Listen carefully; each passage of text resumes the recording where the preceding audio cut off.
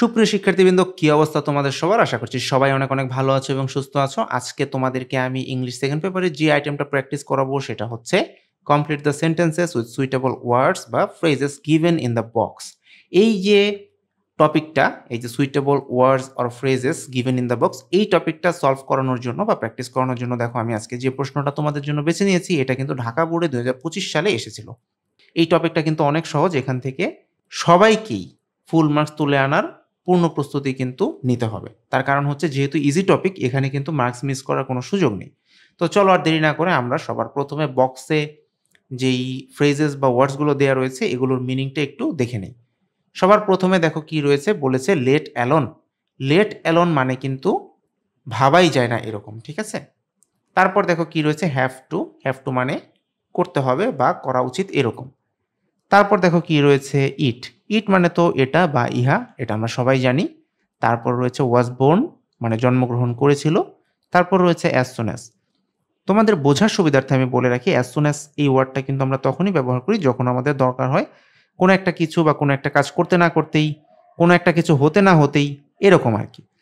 তারপরে দেখো কি বলেছে, বলেছে দিয়ার। দিয়ার মানে কিন্তু সেখানে। তারপর রয়েছে হোয়াটস ড্যাশ লাইক। এই হোয়াটস ড্যাশ লাইক মানে আমরা সাধারণত বুঝাই কেমন হবে বা এরকম। আর তারপরে দেখো বলেছে what does dash look like, দেখতে কীরকম, কোনো একটা জিনিস দেখতে কীরকম, এই ধরনের ক্ষেত্রে কিন্তু আমরা এই what does dash look like এই ফ্রেজটা ব্যবহার করি।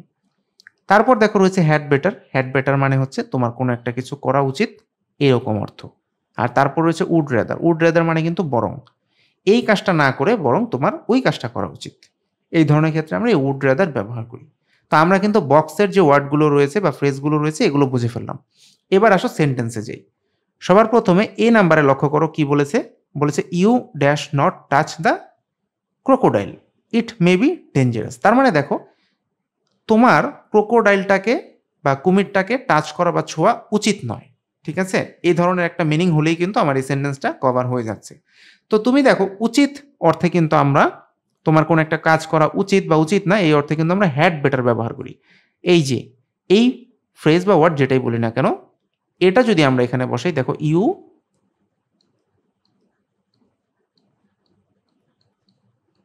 হ্যাড বেটার লিখে ফেললাম যে নট টাচ দ্য ক্রোকোডাইল। তার মানে তোমার এই ক্রোকোডাইল বা কুমিরটিকে টাচ করা বা ছোঁয়াটা উচিত নয়। নট তো এখানে দেয়াই রয়েছে। ইট মে বি ডেঞ্জারাস, তার মানে এটা বিপজ্জনক হতে পারে। আশা করি তোমরা বুঝতে পেরেছো। এবার আসো বি নাম্বারে।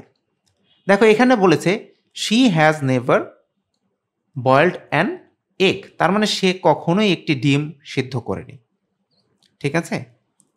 Dash prepare an entire meal. Entire মানে কিন্তু সম্পূর্ণ, আর মিল মানে তো খাবার। তো যে কখনো একটা ডিমই সেদ্ধ করেনি সে কি পারবে একটা সম্পূর্ণ খাবার প্রস্তুত করতে? অবশ্যই পারবে না। তো তুমি একটা জিনিস চিন্তা করো, আমি যদি এই সেন্টেন্সটা এভাবে চিন্তা করি যে সে একটা ডিমই সিদ্ধ করেনি কখনো, আর সম্পূর্ণ খাবার তৈরি করার কথা তো ভাবাই যায় না, তাহলেই কিন্তু হয়ে যাচ্ছে। তো ভাবাই যায় না এই ধরনের ক্ষেত্রে কিন্তু দেখো আমরা এই যে লেট অ্যালোন যেটা রয়েছে এটা ব্যবহার করি। তো আমি যদি এখানে লেট অ্যালোন এটা বসাই, তাহলে কিন্তু দেখো আমার এই সেন্টেন্সটা কভার হয়ে যাচ্ছে। সি নাম্বারে লক্ষ্য করো কি বলেছে, ইট ইজ রেইনিং আউটসাইড। তার মানে বাহিরে কি হচ্ছে, রেইনিং বা বৃষ্টি হচ্ছে। He will go to the shop, অর্থাৎ সে দোকানে যাবে, ড্যাশ দ্য রেইন স্টপস। তো তুমি দেখো চিন্তা করে যে বৃষ্টি থামা মাত্রই সে দোকানে যাবে, এরকম কিন্তু হতে পারে। থামা মাত্রই, থামতে না থামতেই, হতে না হতেই, এই ধরনের ক্ষেত্রে কিন্তু আমরা সাধারণত এই যে অ্যাজ সুন অ্যাজ যেটা রয়েছে এটা ব্যবহার করি। তো আমরা এখানে তাহলে কি করতে পারি, আমরা কিন্তু অ্যাজ সুন অ্যাজটা এখানে বসাতে পারি। দেখো আমি এখানে বসিয়ে দিয়েছি অ্যাজ সুন অ্যাজ, তার মানে বৃষ্টি থামা মাত্রই বা থামলেই সে দোকানে যাবে। বি নাম্বার দেখো বলেছে I don't need a lift, অর্থাৎ আমার একটা লিফটের ডোন্ট নিড বা প্রয়োজন নেই। I dash walk. তার মানে আমি যদি এভাবে চিন্তা করি দেখো যে আমার কোনো লিফটের প্রয়োজন নেই, আমি বরং হেঁটেই যাব, তাহলেই কিন্তু হয়ে যাচ্ছে, তাই না? তো বরং এই অর্থে কিন্তু আমরা উড রেদার ব্যবহার করি। দেখো তাহলে এই উড রেদারটা আমরা এখানে বসিয়ে দিচ্ছি। দেখো বসিয়ে দিয়েছি উড রেদার, তার মানে আমি বরং হেঁটেই যাব। ই নাম্বারে লক্ষ্য করো কি বলেছে, they dash solve this problems soon. তাহলে একটা জিনিস লক্ষ্য করো, or the project will fail. তার মানে তাদেরকে সমস্যাগুলো, এই ধরনের যে সমস্যাগুলো রয়েছে এগুলো শীঘ্রই সমাধান করতে হবে। অন্যথায় কি হবে, দেখো এখানে রয়েছে অর বা অন্যথায় প্রজেক্টটা বা প্রকল্পটা ফেল করবে। তো তুমি তাহলে চিন্তা করো যে এখানে কি বসানো যেতে পারে। আমরা যদি এখানে বসাই দে হ্যাভ টু, মানে কিন্তু তাদেরকে করতে হবে। তো আমরা এখানে বসিয়ে দিই হ্যাভ টু। এখন দেখো এটার মিনিংটা কি হলো, তাহলে তাদেরকে এই সমস্যাগুলো সমাধান করতে হবে, অন্যথায় তাদের এই প্রকল্পটা ফেল করবে। ঠিক আছে। এফ নাম্বারে দেখো বলছে কি, দ্য হাউস ওয়াজ ডার্টি। তার মানে বাড়িটা কি ছিল, ডার্টি বা নোংরা ছিল। Dash was John who cleaned this house বা দ্য হাউস। তার মানে দেখো বাড়িটা ছিল অপরিষ্কার বা নোংরা, জন এই বাড়িটা পরিষ্কার করেছিল। তাহলে আমি যদি এখানে ইট বসাই দেখো, তাহলে আমার এই সেন্টেন্সের মিনিংটা কি দাঁড়াচ্ছে, আমি বসালাম ইট। দেখো ইট ওয়াজ জন, মানে এটা ছিল জন যে এই বাড়িটা পরিষ্কার করেছিল। তাহলে কিন্তু আমার এই সেন্টেন্সটা কমপ্লিট হয়ে যাচ্ছে। জি নাম্বারে দেখো কি বলেছে, ড্যাশ গোজ এ প্রোভার্ব। প্রোভার্ব মানে কিন্তু প্রবাদ। তার মানে আমরা কিন্তু অনেক সময়ই যখন কমপ্লিটিং স্টোরি বা কোনো কিছু আমরা লিখি বা কোনো প্যাসেজ পড়ি, তখন কিন্তু আমরা অনেক সময় পড়ে থাকি যে দেয়ার গোস এ প্রোভার্ব। এটার মানে কিন্তু সেখানে একটা প্রবাদ রয়েছে যে morning shows the day.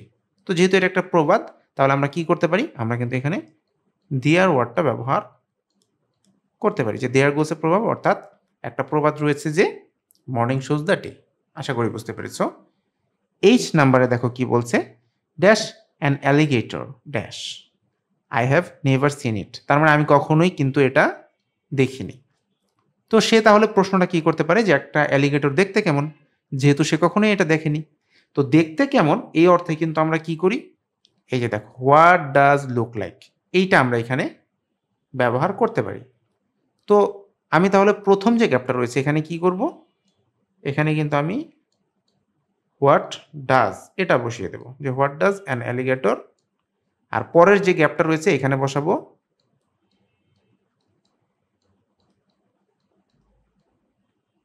Look like.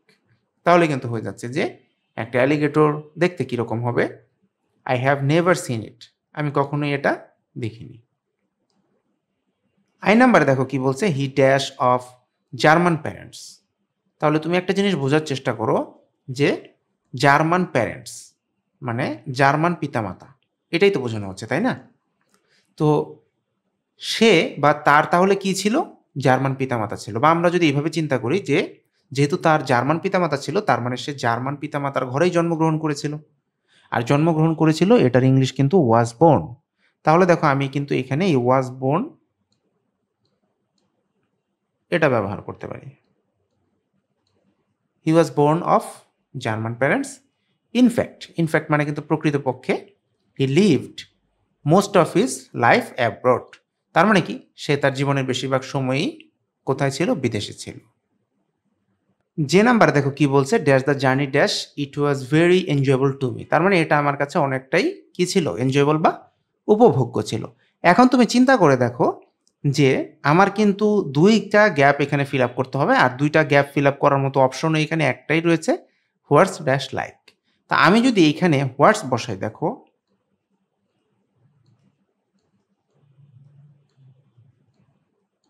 আর তারপরে যে ব্ল্যাঙ্কসটা রয়েছে এখানে যদি আমি লাইক বসাই দেখো,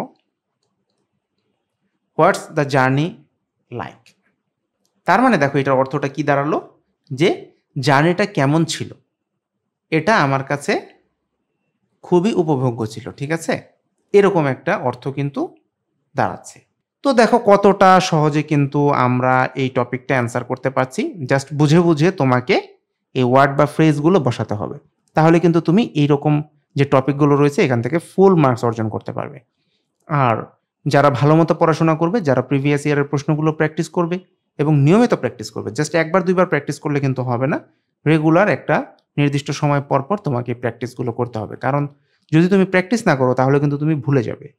তো এভাবে যদি তুমি প্র্যাকটিস করতে পারো, তুমি কিন্তু অবশ্যই বোর্ডের পরীক্ষাতে যেয়ে ভালো একটা ফলাফল অর্জন করতে পারবে, কারণ তোমার প্রিপারেশনটা অন্য 10 জনের থেকে অনেক মজবুত হবে।